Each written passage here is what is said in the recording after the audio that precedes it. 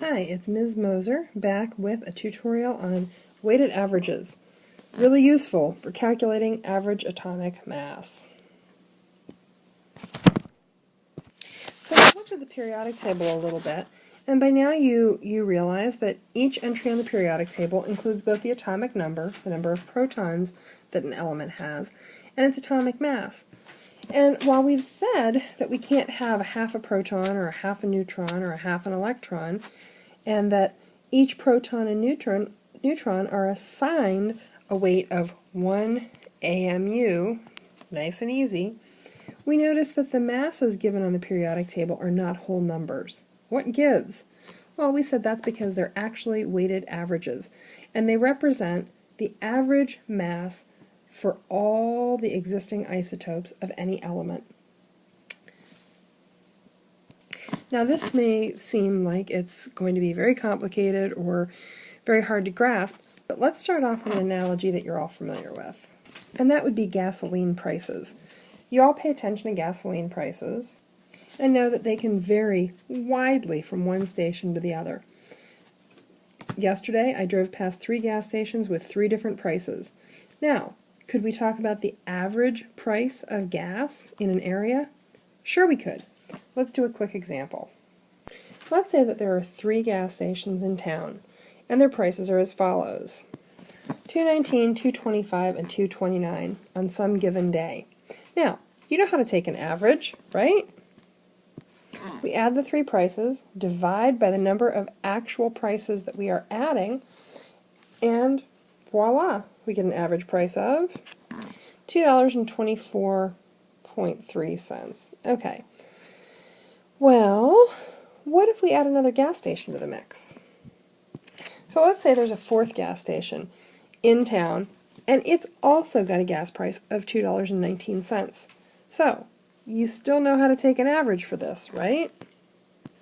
So we add up all the prices, divide by the total number of stations that we're averaging, and we get an average price. Great! This is really easy. What's the challenge? Well, let's add some more gas stations to the mix. Well, what if we now have 10 gas stations? And 8 of them all have the same price of $2.19. 1, 2, 3, 4, 5, 6, 7, 8. We have one station with $2.25, one station with $2.29. Well, you still know how to take an average, right? That hasn't changed. But this repeated addition is getting really cumbersome. Is there an easier way to do that? Well, of course there is. Multiplication is simply repeated addition. So if we're adding 2.19 8 times, it's a whole lot simpler to do this. Ah, very nice. 2.19 times 8 plus 2.25 plus 2.29. Divide by the number of stations that we're averaging again, and we get an answer, 2.206. Now, same average we would get in the repeated addition example. Okay, great. What does this have to do with atomic mass? Hold on. What I want to ask is this. Is this mathematically identical to this? Sure. We've got a common denominator, so we can add these very easily. Well, let me ask you something else. Is that mathematically identical to this? Why, as a matter of fact, it is. We've taken the fractional portion of each thing that we're averaging, and we've separated it. So we're now multiplying the price of $2.19 by the 8/10ths of the gas stations that have that price. We could also say $2.19 times 0.8. 80% of the gas stations have a price of $2.19 plus 2.25 times 0.1. 10% of the gas stations are charging $2.25 plus 2.29 times 0.1. Another 10% are charging $2.29. This gets us the exact same answer as we got in the top problem. They are mathematically identical. And this works much better when you're talking about numbers of things so large that you can't necessarily just divide by 3 or 4 by your total number. For instance, if you were talking about atoms of a given element, yeah, this would work. Okay, let's try an actual weighted atomic masses problem. Good old chlorine, atomic number 17, average atomic mass of 35.4527 AMUs. So chlorine has got two commonly occurring isotopes.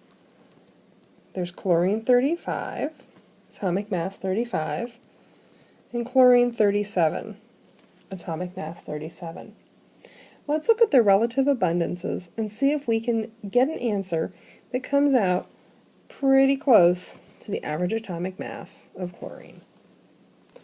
Chlorine 35, we're told, comprises 75.78% of all the chlorine atoms on the planet. And chlorine 37, we're told, again, comprises 24.22% of all the chlorine atoms on the planet. Great! So, let's look at the general formula for calculating a weighted atomic mass.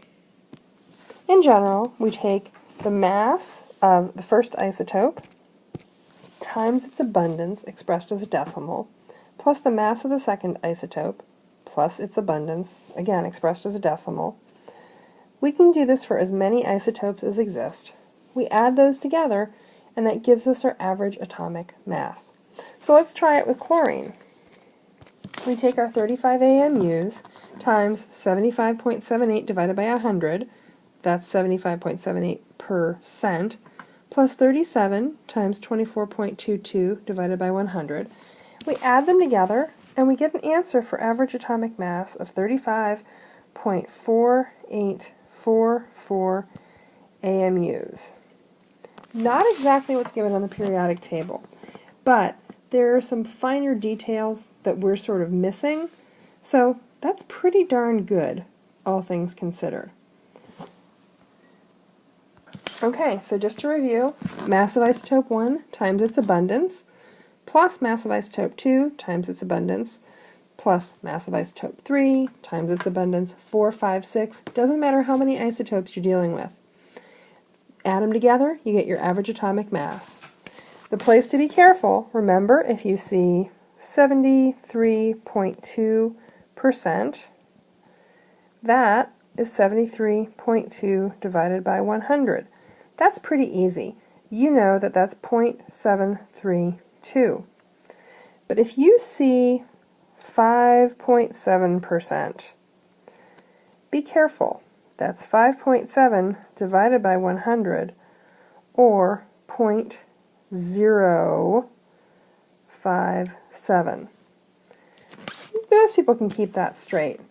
The really, really tricky ones are when you see 0.32%. That is less than 1%, folks. Tread carefully.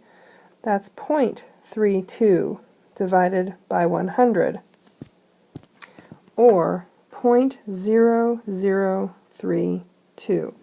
Make sure your numbers for abundance are correct in terms of decimal values.